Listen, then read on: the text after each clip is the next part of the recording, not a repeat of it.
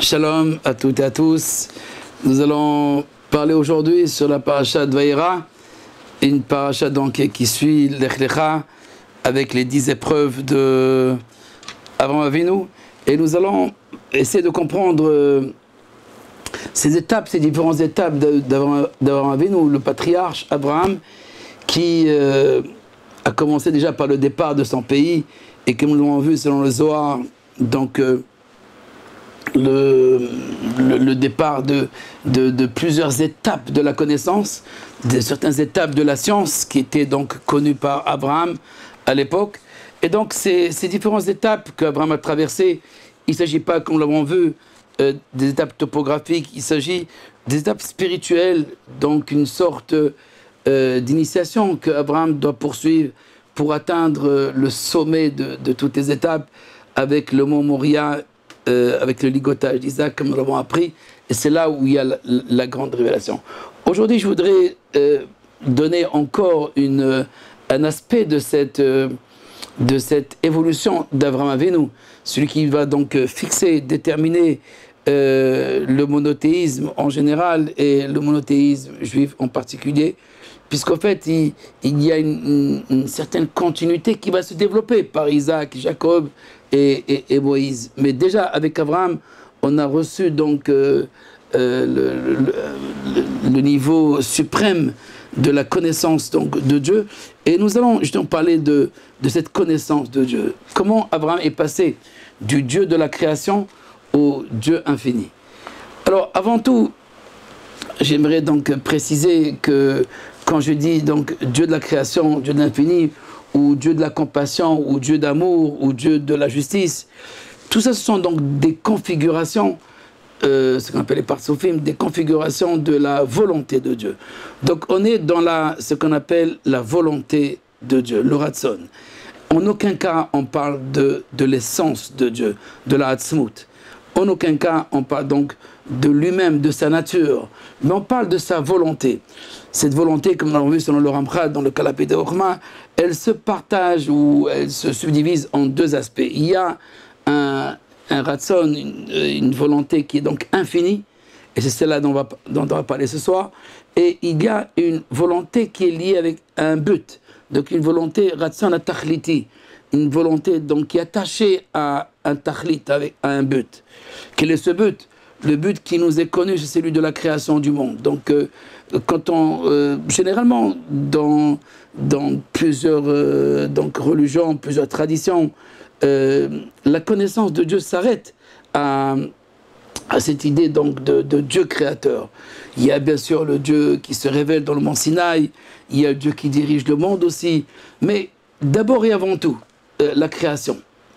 Avant la création, on ne le connaît pas. Tu es un, unique, avant la création. C'est de ce un, cette dimension de l'infini du Ensof qui nous échappe. Et c'était qui en fait la plus importante.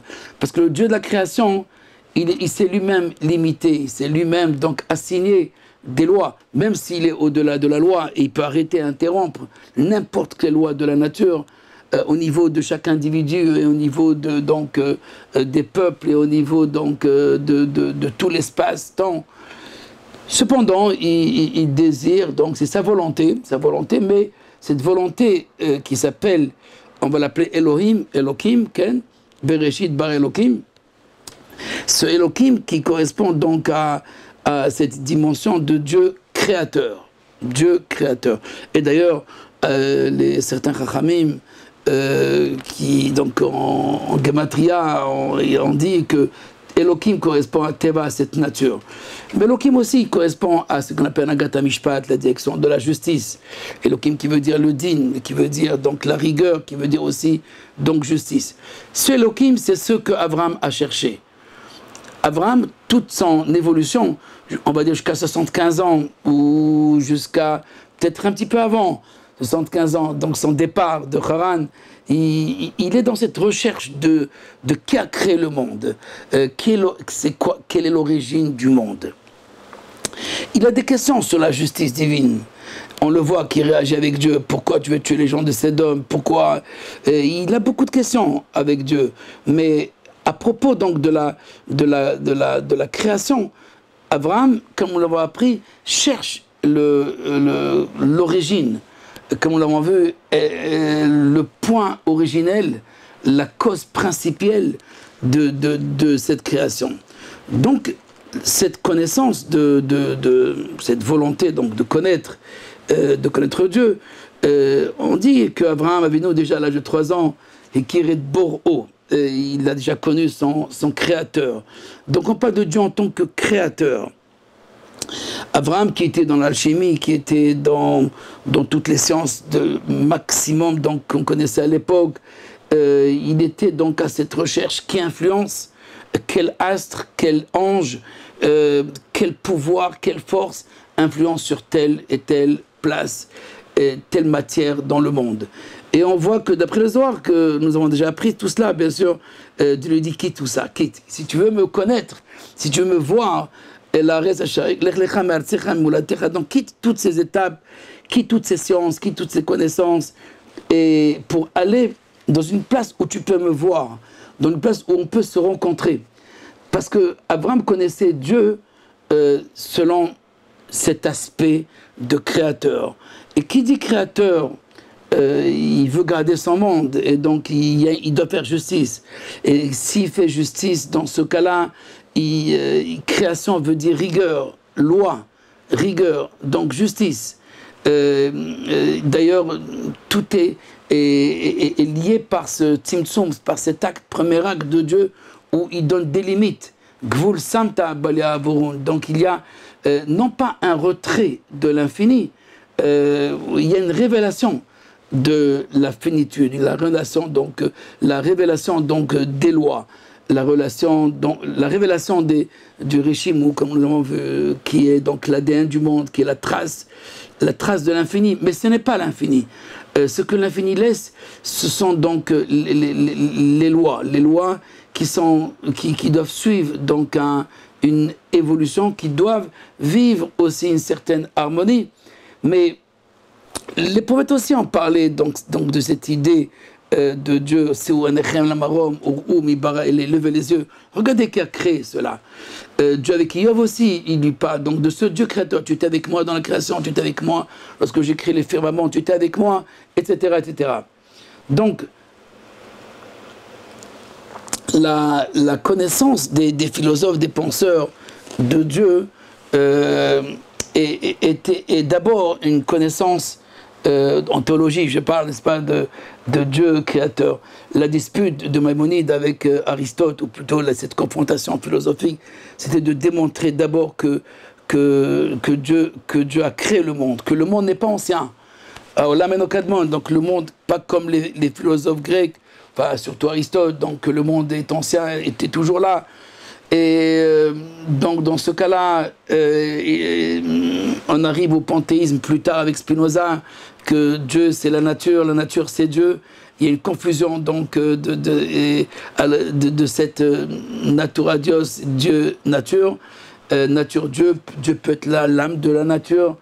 Et on a oublié donc ce Dieu transcendant. Par contre, Abraham, c'est bien qu'il y ait une distinction, il faut bien distinguer entre le Dieu créateur qui est séparé et en même temps il est lié à ses lois de nature. Pour donner un midrash qui veut comparer l'action exceptionnelle d'Abraham et celle de Michel Hanan Azaria, les trois prophètes, on peut dire, à l'époque de Daniel, acceptent de rentrer dans le four pour ne pas se convertir, c'est-à-dire ils acceptent de mourir. Mais ils ont été sauvés aussi. Et Abraham, lui, a été sauvé aussi par le four crématoire de Nimrod. Et quelle différence, dit le Midrash. Le Midrash dit, Abraham ne s'attendait pas à un miracle, à savoir que Dieu change pour lui toute la nature. Et il était prêt à mourir, et point final. Et il continue avec Dieu. Mais par contre, Michel Azaria et Hanania sont au courant qu'il existe le miracle existe, et que Dieu peut changer. Tout cela pour nous montrer que la connaissance d'Abraham, du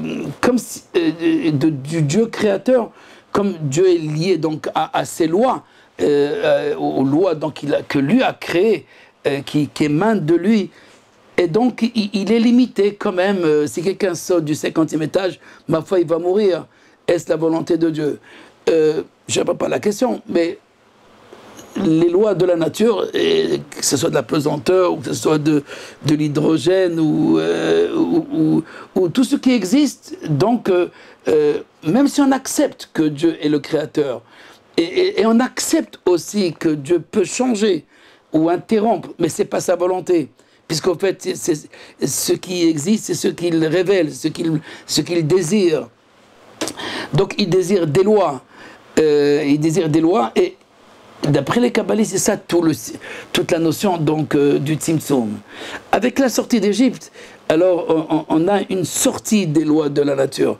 Parce qu'il est impossible qu'un petit peuple, Goy, Yotzemitor Goy, un peuple petit, insignifiant d'esclaves, un peuple d'esclaves donc qui sort d'un peuple puissant, d'un empire.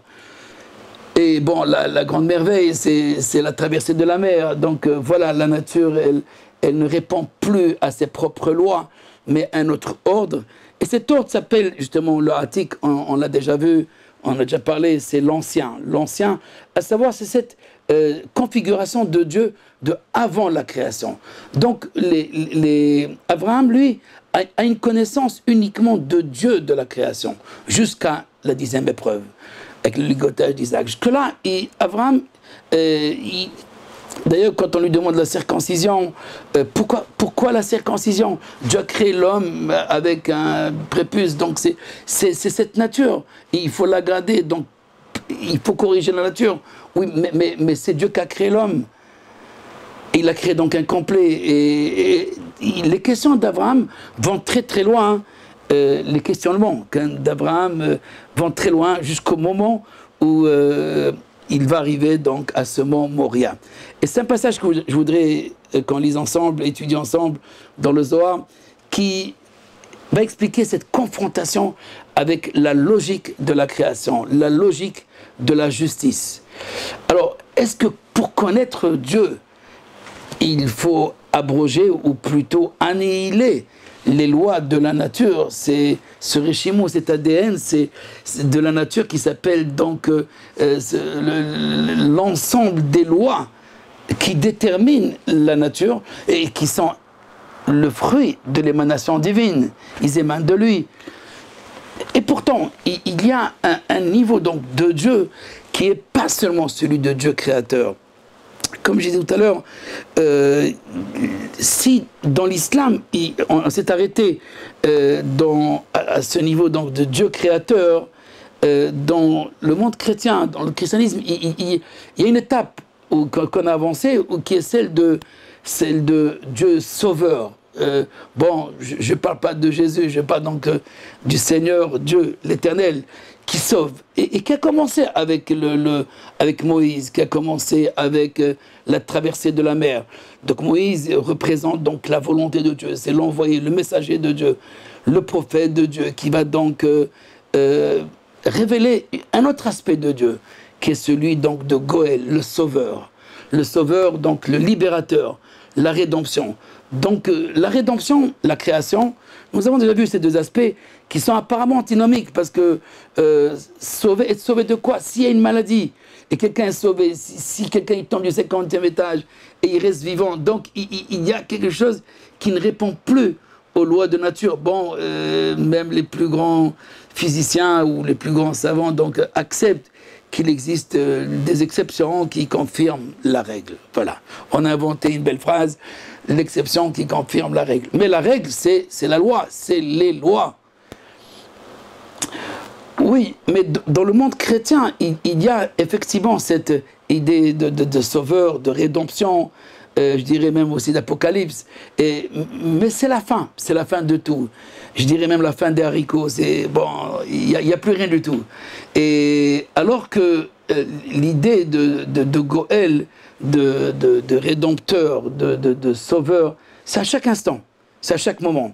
Parce que si on se limite justement à cette connaissance de Dieu créateur, donc on a affaire avec un Dieu limité, un Dieu qui est enchaîné, un Dieu qui est soumis à ses propres lois.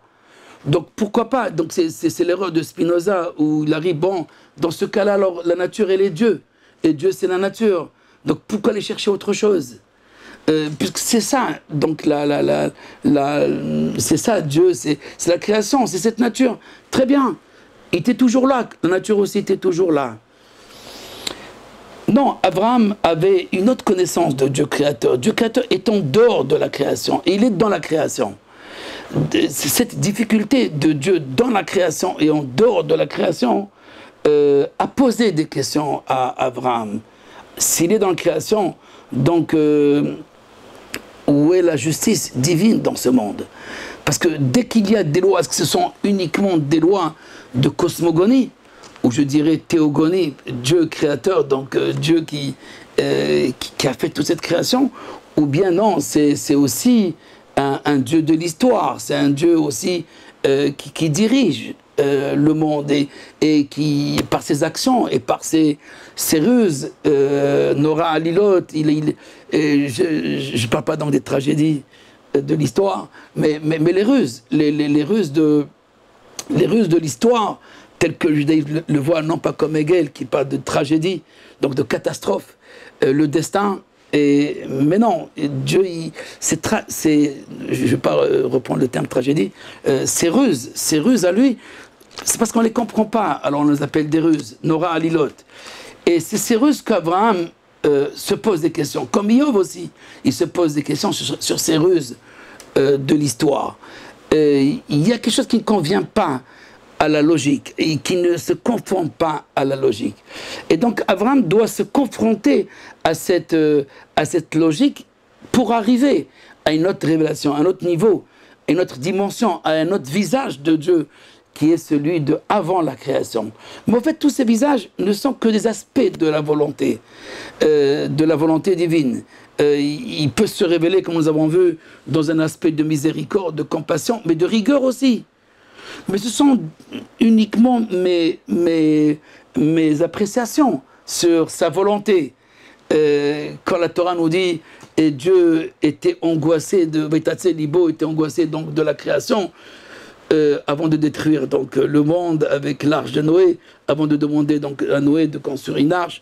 Alors le verset dit et Dieu est angoissé, donc comme s'il perdait espoir des hommes. Et donc il détruit tout, mais il garde Noah et sa famille. Bon, et les différentes espèces du monde animal. Ceci dit que il faut comprendre que, comme dit Maïmonide ou le Talmud aussi, la Torah d'Ibra Ben Hashem Ben Adam, la Torah a parlé avec un langage humain, donc rationnel. Dans ce cas-là, pour expliquer ou justifier la destruction du monde, on va dire, et Dieu donc a perdu espoir, ou s'est angoissé de pourquoi ai-je créé cette humanité. Et bon, après on dit tout de suite, Venor Matzachem Ben Hashem, et Noach a trouvé grâce aux yeux de Dieu. Ceci dit que cette idée, cette perception de Dieu n'est pas vraie, parce que Dieu ne s'angoisse pas. Mais on a une impression qu'il s'angoisse, en fait, qu'il a perdu espoir, puisqu'il détruit le monde. Donc il n'y croit plus à cette humanité. Il veut refaire l'humanité. Non, tout cela, bien sûr, c'est une interprétation, je dirais pas trop simpliste, non, mais c'est une rationnelle du texte, et qui est valable, c'est vrai, mais qui n'est pas vrai dans l'absolu. Parce qu'en fait, il y a un autre aspect de Dieu, qui correspond à son être. Mais pour l'homme qui est dans cet espace-temps, qu'est-ce qu'il peut comprendre de Dieu? Si ce n'est que Dieu créateur ou Dieu de la justice, et pourquoi pas Dieu d'amour aussi, parfois amour, parfois justice, mais comme a dit Job, et qui peut te dire qu'est-ce qu'on peut faire, qu'est-ce que tu dois faire, et comment tu dois agir. Personne ne peut dire à Dieu comment tu dois agir, ni qu'est-ce que tu dois faire.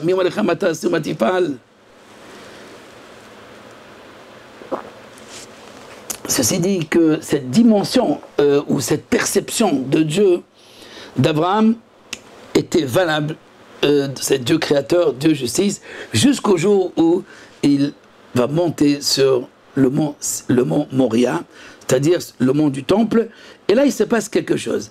Je ne veux pas entrer dans cette analyse que nous avons fait déjà l'an dernier sur ce parallèle qui existe entre l'acte créateur, l'acte qui est avant la création, enfin l'acte qui précède la création, vraiment, et cet acte qui précède la création et l'histoire d'Abraham. Parce qu'il y a effectivement un parallèle entre l'histoire d'Abraham et l'acte divin, depuis la pensée créatrice jusqu'à l'acte créateur. Nous allons voir que la pensée créatrice, c'est pas la création. La création est un moyen, est une expression d'une étape essentielle dans cette révélation même de Dieu. Et donc la création n'est pas le but ultime, même si pour nous c'est tout ce que nous avons. Et il y a donc cet espace, on est allé déjà pas mal loin, avec 15 milliards d'années, ou presque, et bon, voilà, ben, on s'est arrêté, il n'y a plus rien. Et donc dans cet espace, espace-temps, alors est-ce que c'est ça, tout ce qui existe?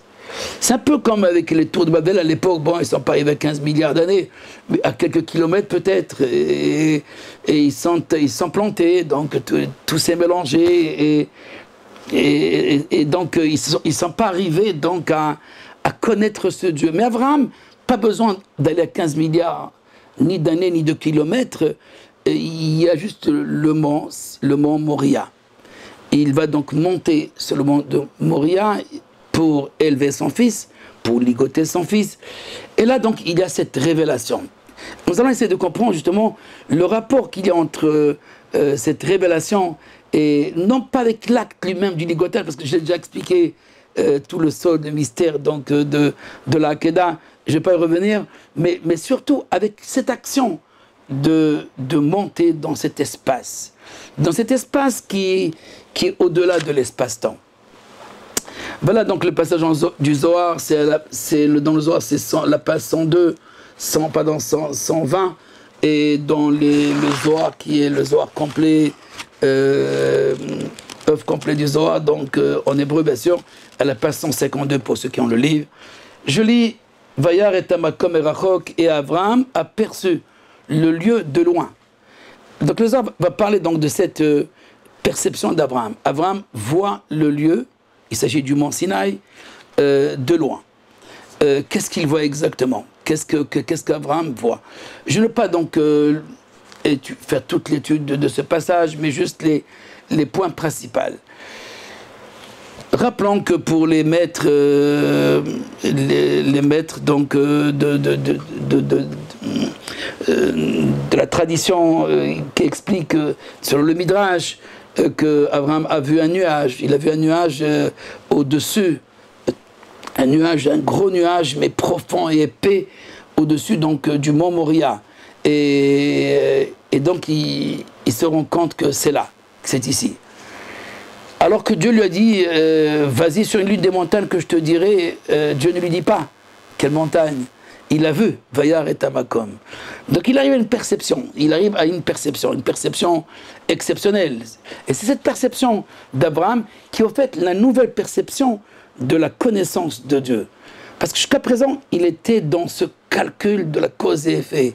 Il était donc dans une logique rationnelle de l'acte créateur. Et dans cette recherche, bien sûr, il se pose des questions, comme je disais tout à l'heure, aussi dans cette direction de la justice, qui est aussi une limite, puisque tu as fixé des lois, donc applique tes lois. Et ces lois, s'ils sont déterministes, si dans la physique, il ne serait pas donc déterministe au niveau de l'histoire. Et il y a des changements, comme Job pose la question, comme Kohelet aussi, le roi Salomon. Abraham aussi, comme nous avons vu, se pose des questions. Mais là, il ne se pose plus de questions.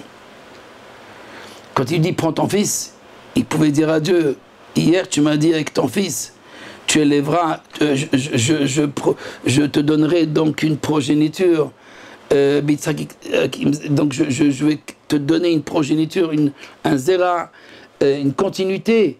Et là, tu me dis, hier tu me dis donc une progéniture, aujourd'hui tu me dis, fait-le monter donc au sacrifice, à l'autel de sacrifice, mais donc sur l'autel de sacrifice. Donc Abraham ne s'est pas posé cette question. Mais quand même, nous allons lire le Zohar pour voir cette confrontation avec la logique d'Abraham, je dirais avec la logique du Dieu créateur, Dieu de justice, et la logique de Dieu infini, si on peut parler donc de logique dans l'infini.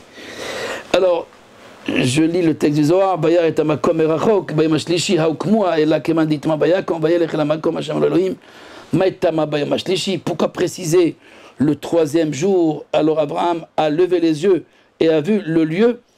Alors, les hommes nous dit tout de suite, il a vu le lieu merachok, el abegin dirtiv ki bitzrak ikarezea, puisqu'il est écrit avec Yitzhak, donc j'appellerai donc une semence, c'est-à-dire une progéniture, Bedaou Yaakov, il s'agit donc du fils d'Yitzhak qui est Jacob, Denafak Mine qui est sorti donc de lui, d'Isaac, et c'est ça Shlishi. Donc le Shlishi ici c'est la symbolique seulement, le troisième, pas le troisième jour, mais le troisième degré, c'est-à-dire après Abraham c'est le chesed, la bonté, Yitzhak, la rigueur, et Jacob maintenant représente ce troisième principe qui unifie les deux principes de bonté et rigueur, donc la dualité.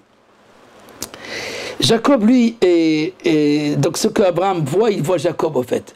Bayar Abraham et Tamakom, il a vu donc le lieu. Le lieu, c'est le 3. Le 3, c'est Jacob. Abraham, Isaac et Jacob. Donc Jacob, lui, représente cette Pada et Abraham. C'est lui qui va sauver, donc Abraham, dit le verset. Jacob, c'est Pada et Abraham. Il va sauver Abraham. De quoi? Mais je dirais presque de l'hérétique. De l'hérétique quand même, Abraham, le croyant, le premier des croyants, le maître des croyants. Oui, de croyants de quoi? De Dieu créateur. Mais là, on va aller au-delà donc de Dieu créateur. Et donc c'est pour ça que il faut aller dans ce makom, dans ce lieu. Bayar et makom, il a vu ce makom, merachok. Cependant, il reste loin. Comme on dit à ton mère, merachok Adonai nirali, parce que tu restes loin. À savoir pour tout le monde, pour tous les croyants, je dis, on a des questions, on se pose des questions. Et ce Dieu qui connaît tout, qui voit tout et qui régit tout, il reste quand même loin. On peut accepter par la foi, et on doit accepter que tout est pour le bien, que tout est régi par lui, avec une très grande connaissance qui dépasse de très très loin la nôtre. Donc faisons-lui confiance. Mais non, il y a aussi Be'adata et Hachem, il y a lieu de connaître Dieu. Va chez Votal et Bavera, et tu répondras à ton cœur que Dieu est unique, aussi bien dans les cieux que dans la terre, que dans l'histoire. Et plus que cela, il était là avant même cette histoire de la création. Cette histoire de la création nous limite, bien entendu, selon un certain entendement. Il est vrai que si Adam Arishon était resté dans le paradis, dans le Gan Eden, s'il n'avait pas suivi donc cette voie de la création, cette voie de date, cette voie du savoir, de l'expérience, de la connaissance. Quelle connaissance? La connaissance de la création, la connaissance du monde. Dans ce cas-là, si Adam Arishon n'avait pas entrepris cette voie de la connaissance, du savoir expérimental, alors il est vrai, il aurait pu vivre avec l'infini. Il n'aurait pas connu la mort et donc il aurait pu donc expérimenter l'infini. Mais même Abraham, en étant dans ce monde et après donc cette voie de la connaissance, cette faute, comme on l'appelle ainsi, de l'arbre de la connaissance, va rencontrer quand même cette voie de l'infini.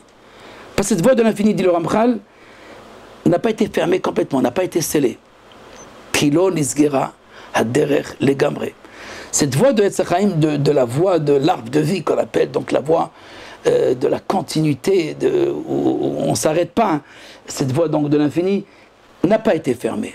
Donc même dans ce monde, il y a un passage, il y a un canal. Pour Abraham, cela s'exprime par le mont Moria, le Harabait, ce lieu où il siège, le lieu du siège. Vaya Tamakom de Yaakov, le Zohar continue, et il nous dit, en fait, ce même Jacob, lui, plus tard, la Torah va nous dire, Vaïvga Bamakom, lui, il a rencontré le lieu, il a rencontré l'endroit.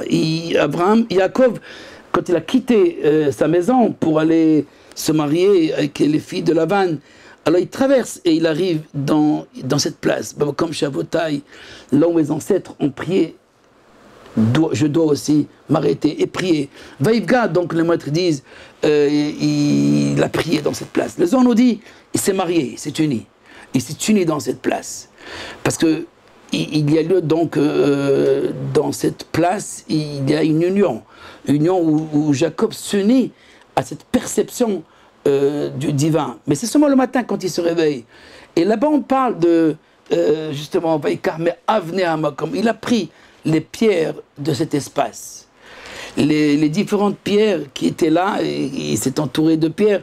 Le lendemain, il se retrouve avec une pierre sous sa tête. Et là, tout le rêve de Jacob avec ce soulam, où le ciel et la terre se relient, cette échelle qui relie le haut et le bas, et il comprend que Dieu n'est pas seulement en haut. Et la foi ne se résigne pas, ne doit pas se résigner seulement à accepter un Dieu en haut et au-delà de l'entendement. Non, il y a un Dieu aussi ici, dans notre entendement. Et l'entendement et la logique n'est pas en contradiction avec ce divin. Mais est-ce qu'on peut comprendre la pensée divine? Abraham dit non. Pas seulement à Sédom et dans la Brit Mila, les deux exemples que j'ai donnés pour la circoncision et pour les gens de Sédom, où Dieu veut détruire Sédom. Et où Abraham aussi descend en Égypte, alors que Dieu dit ne descend pas en Égypte. Et Abraham met sa femme en danger, etc.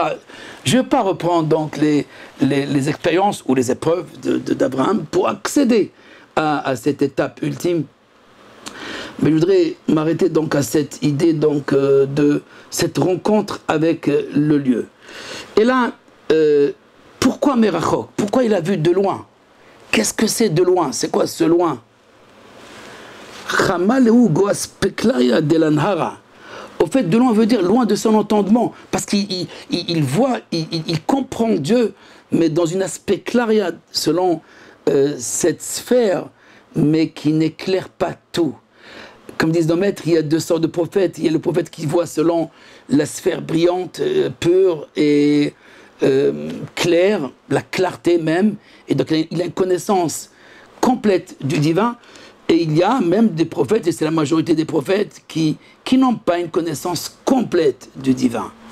Et donc ils voient selon cet aspect claria de la Nara, cette sphère qui ne brille pas complètement, ou qui n'est pas propre entièrement, à savoir, il y a des buées qui font donc qu'il y a certains espaces qui sont occultés, des éléments qu'on ne peut pas comprendre dans la direction divine, dans l'histoire de l'humanité, etc. Comme s'il reste des trous. Ces trous qui notre logique ne peut pas combler. C'est ça, mais Rachok. Il a vu le lieu, oui, mais il reste Rachok. Il reste quand même lointain. C'est comme ça que le Zohar explique ce lointain. Begin dehai daga de Yaakov ou begin de Yaakov, parce que Jacob aussi est loin. Enfin, le principe de Jacob. Jacob adlait itela adlait takach hashta alayh daga, tout le temps qu'il n'est pas né Jacob. Alors ce degré n'est pas encore révélé. Parce que Jacob, c'est en parenthèse, c'est celui qui se dispute avec Elohim, qui s'arritaime Elohim. Tu as combattu l'ange de Dieu, et l'ange de Dieu c'est une force divine, et Elohim Batuchal, et tu as gagné, tu as triomphé contre ce Elohim. Triomphé contre Elohim, à savoir triompher contre le Dieu de la création, à savoir on n'est plus dans la limite de l'espace-temps. Il faut donc traverser ce lac, ce fleuve de Jabbok, que Jacob a traversé pour arriver à cette connaissance du matin où Péniel, où il voit donc cette présence. Mais déjà il rencontre cette présence. Il rencontre cette présence parce que Jacob c'était presque il était un mystique, et il était dans sa tente, il n'est pas marié depuis des dizaines d'années déjà. Jacob, il doit agir, faire une action, mais contre la logique même, aller prendre les bénédictions que son père a promis à Esav, et ensuite aller à Lavan, quitter donc la tente de la Torah, la tente où il ne vit pas la présence divine, mais il contemple dans la méditation avec Dieu. Mais il ne connaît pas Dieu sur la terre. Parce que Dieu sur la terre, il y a des ruses. Il faut comprendre aussi les ruses de l'histoire. Et ces ruses, il va les apprendre avec Lavan. Et après, donc, il peut combattre. Il peut combattre ce Elohim, ces forces de la création, ces forces de la nature. Mais qui ne sont pas, encore une fois, l'être primordial. Ils sont une expression. Elohim, au pluriel, qui veut dire les forces divines, ils sont une expression de cet être, de Dieu. Mais c'est l'aspect de Dieu dans son niveau ou dans son aspect de créateur, où il veut créer. Et donc il crée, on est dans le multiple. On est à droite et à gauche. Et il y a la bonté, il y a la rigueur, il y a le noir et le blanc, il y a une chose et son contraire. Il y a le haut et le bas, il y a l'est et l'ouest, il y a le sud et le nord, etc., etc. Donc toute cette dualité, toute cette fragmentation des forces,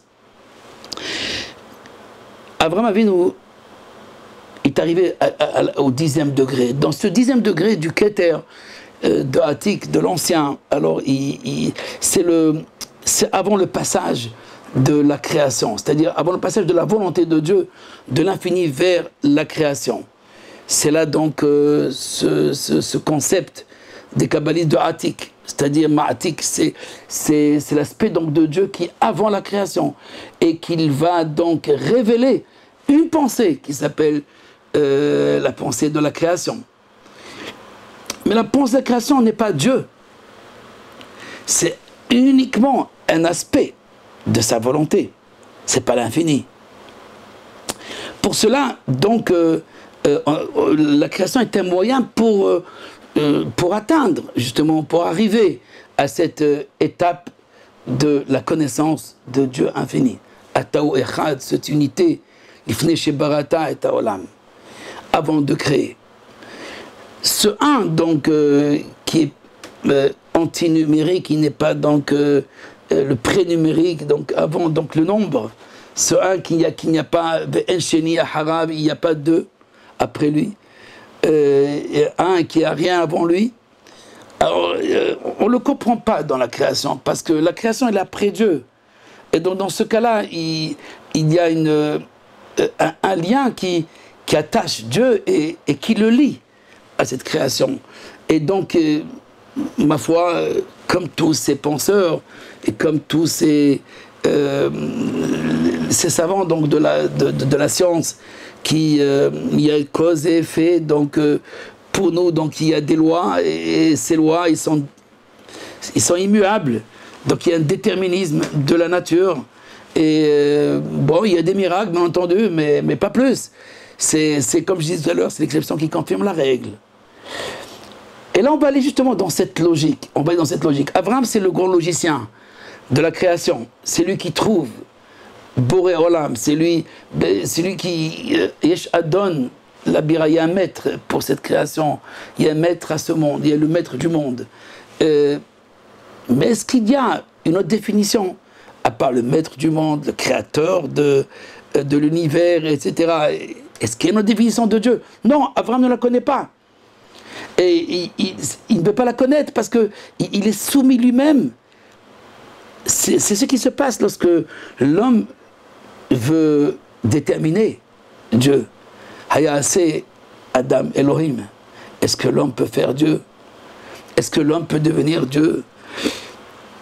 Et c'est justement ce que Dieu répond à Job aussi, à Job. Il lui dit est-ce que tu étais avec moi au moment de la création?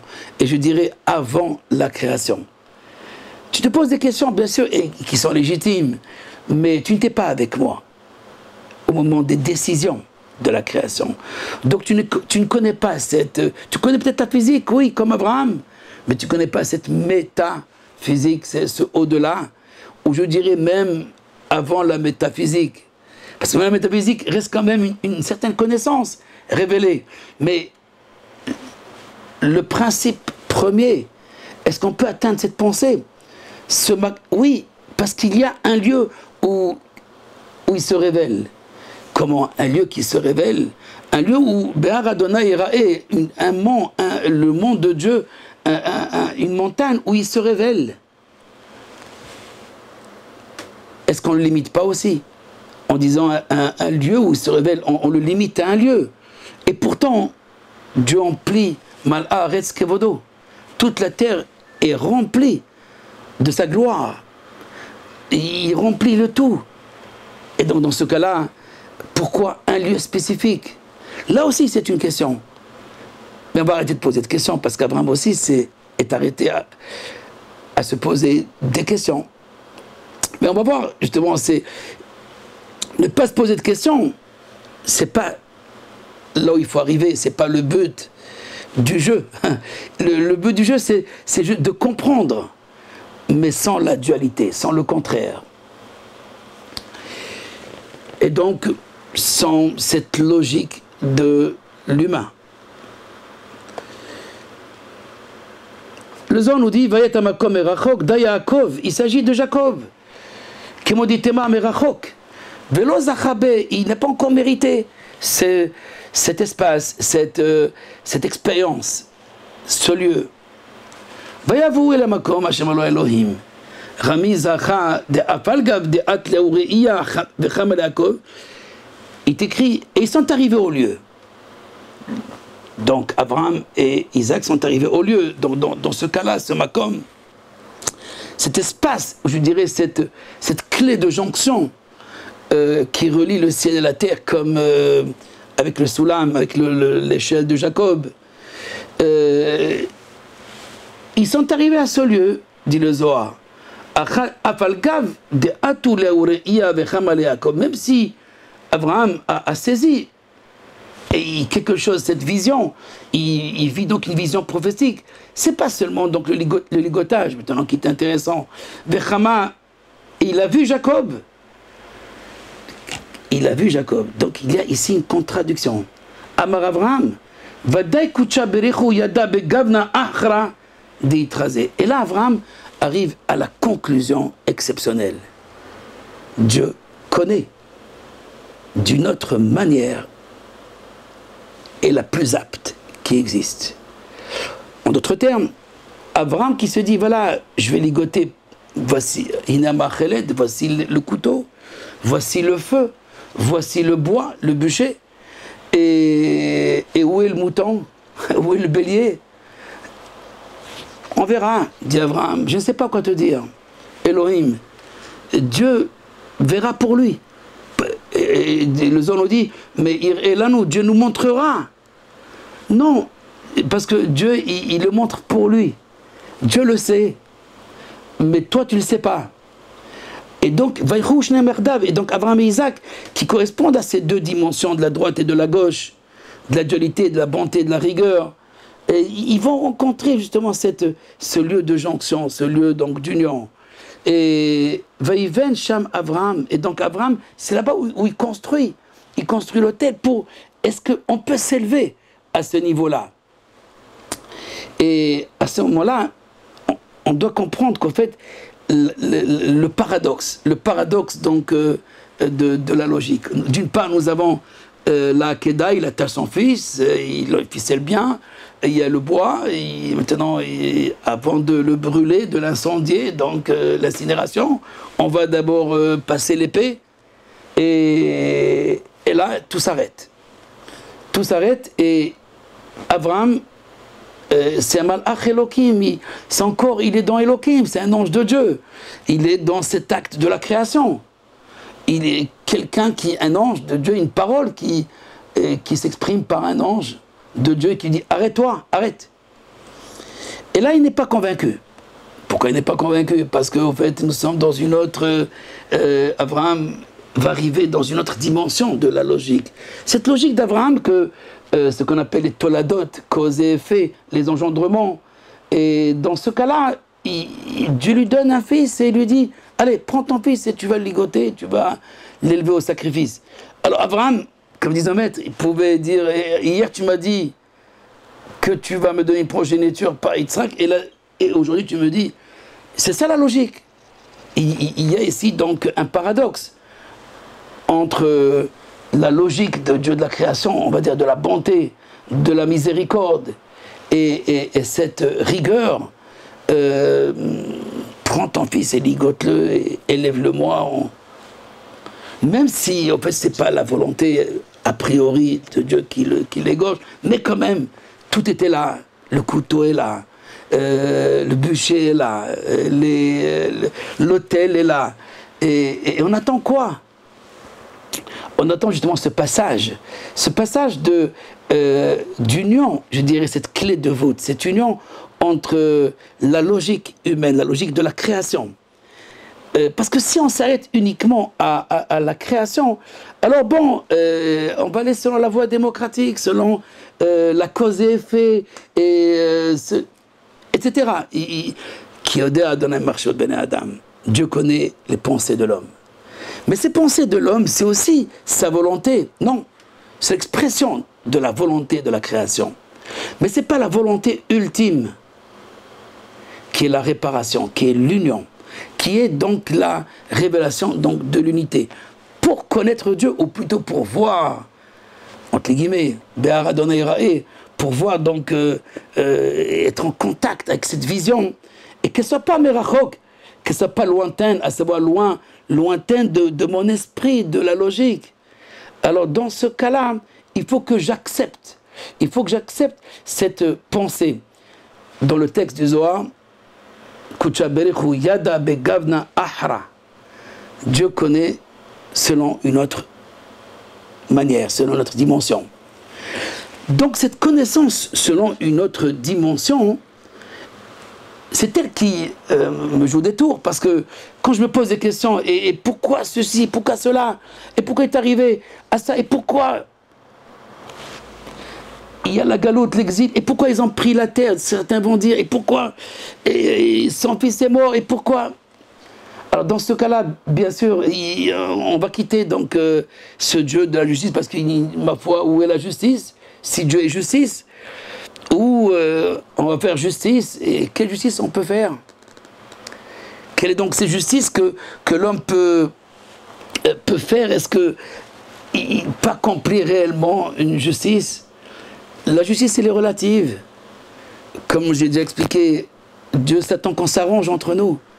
Dans la première loi, dans le Shulchan Aroukh et dans le Rambam du Rosh Mishpat, à propos donc du principe de la justice, les maîtres disent qu'en fait, avant de commencer un jugement, il faut demander est-ce qu'il ne voulait pas vous arranger.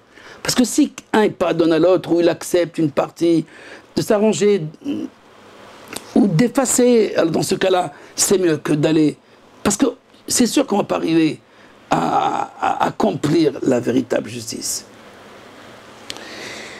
Ceci dit que Abraham Avinu a compris qu'avec sa logique, il ne peut pas arriver réellement à Dieu.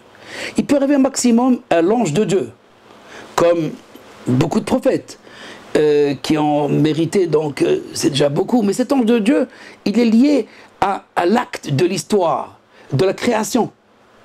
Donc, il est dans une limite aussi. Même l'ange, il est dans une limite. Et il n'a que ça à faire. Mais Jacob, lui, il va combattre cet ange. Il va combattre le déterminisme de l'histoire, le déterminisme de la nature. Il va sortir de ce déterminisme en acceptant cette infinitude, cet aspect de l'infini, ou cet aspect de la connaissance qui nous échappe.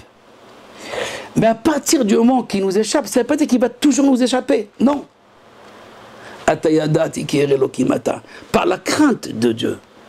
Maintenant que tu es devenu la crainte révérentielle, non pas la crainte de la punition, la crainte du péché qui amène la punition, j'ai peur d'être puni, j'ai peur de l'enfer, j'ai peur.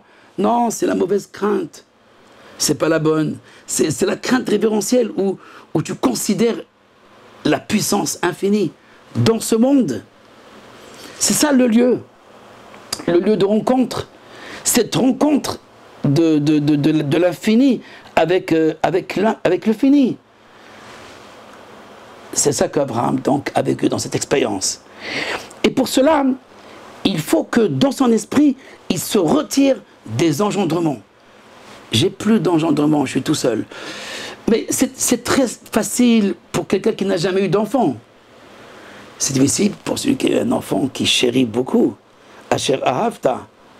Et donc dans ce cas-là, Abraham, qui lui, donc l'humaniste, Abraham, le bienfaiteur, Abraham qui aime le bien et qui donne le bien, alors on lui demande de faire l'acte.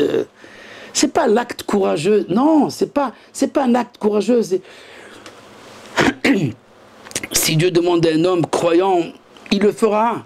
Mais non, il s'agit de plus que cela, de confronter cette connaissance. Qu'est-ce qui se passe? Pourquoi ça ne se réalise pas comme je veux? Oui, il faut accepter justement cet acte de l'infini qui lui m'a guidé Mereshit Harit. C'est celui qui voit du début jusqu'à la fin. Moi, je ne vois pas la fin des choses. Donc c'est pour ça que je suis pressé et je veux voir tout de suite. Et dans ce cas-là, je me trompe. Parce que je suis dans cette limite. Abraham Avinu, Dieu lui dit, maintenant je sais. C'est maintenant que tu crains. Parce que la crainte révérentielle, c'est elle qui nous amène à la foi. Et c'est elle qui nous amène à la connaissance de l'infini. En ira hi chokhma. Seule la crainte et la science. Et le Talmud qui nous dit, c'est Kohen, seule la science, seule la crainte révérentielle. Seul, en, yabanit, en grec, en, in, un, ça veut dire un. Il y a une seule science, une véritable science. C'est savoir craindre Dieu. Abraham Avinu, craindre Dieu, c'est pas avoir peur de Dieu, non. C'est accepter la pensée suprématie, cette suprématie donc de la pensée divine, de la pensée de l'infini, qui voit du début jusqu'à la fin. Où la fin rejoint le début et tout se relie et ça se termine jamais. On n'est pas capable d'arriver à cela. Même Abraham n'était pas capable. Mais ici, oui. Berachok, Jacob, lui, qui va faire ce combat, Abraham a vu. Il a vu un engendrement. Et pourtant, je tue mon fils et j'ai un engendrement qui s'appelle Jacob. Et j'ai un petit fils qui s'appelle Jacob. C'est le Makom, Makom, c'est Jacob. Mais c'est contradictoire. C'est l'union des antagonismes. Quand on arrive à faire cette union des antagonismes, alors on est capable d'arriver à la crainte révérentielle. Et c'est elle, grâce à cette crainte. Alors, un autre esprit, l'esprit, je dirais, uniciste de l'infini qui se révèle à l'homme et qui lui permet de voir aussi du début jusqu'à la fin. Voilà, j'espère que je n'ai pas été compliqué et que c'était clair, cette idée donc de Dieu infini. Une phrase, grâce à cet Akedah ou ce ligotage d'Isaac, de l'engendrement, de l'effet, où l'effet est lié à la cause et l'effet sont un, et que même l'effet ce n'est pas quelque chose qui est un accident ni automatiquement, ni nécessaire, ni accident. Non, l'effet est volonté de Dieu, donc c'est la cause. Et il y a donc une situation où l'homme rencontre le paradoxe, ce paradoxe. Alors il y a ceux qui quittent la foi, à cause de ce paradoxe, et il y a ceux qui vont affirmer leur foi en acceptant justement cette pensée qui comprend différemment de l'homme. Comme dit Jérémie, car mes pensées ne sont pas vos pensées. On ne réfléchit pas de la même manière. Mais si, il y a une réflexion, cette logique. Non, on n'est pas dans Kant, chez Kant. Kant, lui, même ma logique aussi, elle est divine. C'est vrai, mais c'est un aspect divin. Mais ce n'est pas l'être.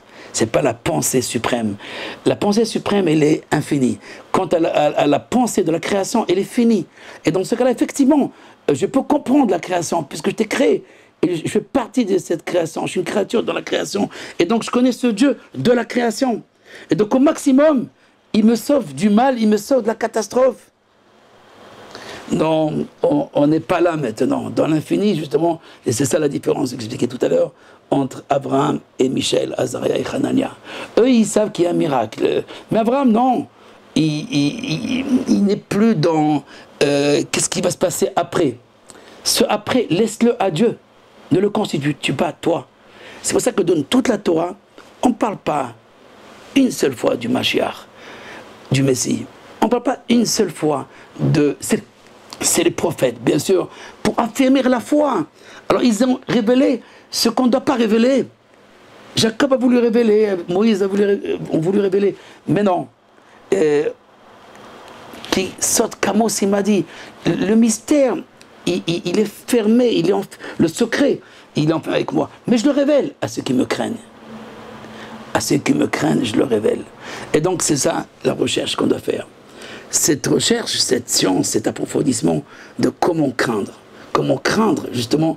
Craindre, c'est une connaissance. C'est une connaissance. C'est la chokma, Reshit chokma, yira. Le Zohar dit, c'est cette science qui est une crainte qui est une science.